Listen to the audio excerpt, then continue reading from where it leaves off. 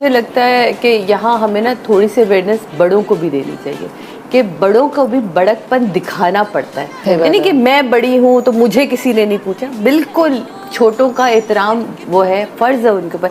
लेकिन बड़े कहते हैं कि छोटे के पास कितना बड़ा मार्जिन है। मैंने आज उठ के कोई बदतमीज़ी भी कर ली, फ़र्ज़ करो कर ली, मैं जाऊँगी हाथ जोड़ूंगा मुझे माफ़ कर दे, मैं तो आपसे रिश्ते में छोटी भी हूँ, उम्र में भी छोटी हूँ। लेकिन अगर आपने बड़ा नहीं बनी और आपने मुझे वही 4 बातें मज़ीद और सुना दी, तो मेरा ख्याल है बड़ा होना ज़्यादा रिस्पॉन्सिबिलिटी है और लोगों को ये समझना चाहिए कि मैं अगर रिश्ते में भी बड़ी हूँ, उम्र में भी बड़ी हूँ, तो बड़कपन आपको ज़्यादा महंगा पड़ता है। छोटे के पास मार्जिन होता है, मैंने माफ़ी मांग ली। हाँ, ये वाली बात तो है।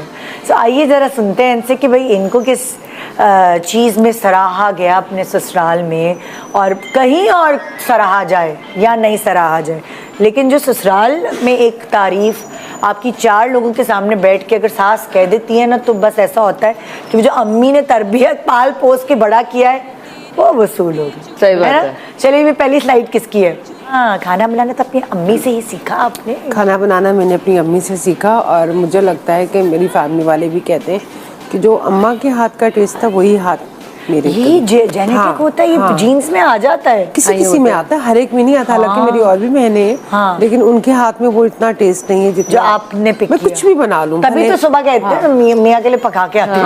अल्हम्दुलिल्लाह। और सेट पे भी, शूट पे भी लेके आती हैं साथ। मैं अपना खाना भी खिलाती हैं।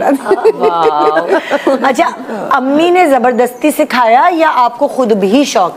स्टार्टिंग में अम्मा ने जबरदस्ती सिखाया था। हाँ, क्योंकि उनको होता था। अच्छा, क्या तरीका था जबरदस्ती सिखाने का? जरा हमें थोड़ी टिप्स दें। जैसे उन्होंने गोश्त वोश्त निकाल के बाहर रखा है, हाँ। तो हमने उनको वॉच किया कि जी वो कैसे मसाले डालती हैं क्या, तो वो कहती थी गोश्त चढ़ा दो।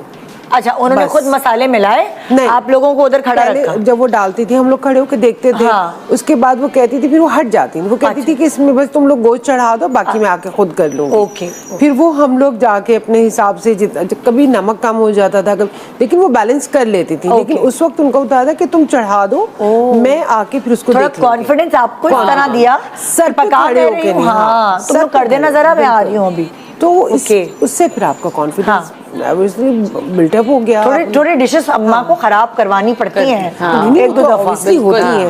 अब जैसे अम्मा मेरी कज़न वो रोटी बनाती थी तो एक पेड़ा हमारे लिए छोड़ देती थी। अच्छा, कि चलो अपनी रोटी बनाओ। उस वक्त मौत पड़ती थी। उस वक्त मौत पड़ती कि सबकी रोटियां बना ली। यार हम लोग इतने सुतेले कि हमारे लिए रोटी नहीं बनी। तो वो कहती थी कि नहीं तुम सीखो, कि एक पेड़ा वो अलग से जो रखती थी, वो कहती थी बनाओ अपनी रोटी और खुद खाओ। और हम लोगों ने सीख ली। कोई इतना बड़ा वैसे रोटी में ना हमारे अब्बा ने ये रखा था, सादिया बनाएगी तो मैं खाऊंगा, आलिया बनाएगी तो मैं खाऊंगा। अच्छा, अल्लाह शुरू से जला जला के पापा को रोटियां खिलाई, गुस्सा चढ़ता था, मतलब क्यों बनाऊं मैं, मुझे नहीं बनानी भाई, रात के बर्तन भी मैंने धोने, अब रोटी भी मैं बनाऊं। लेकिन बाद में पता चला वो तो तरबियत का एक हिस्सा था। बिल्कुल, वो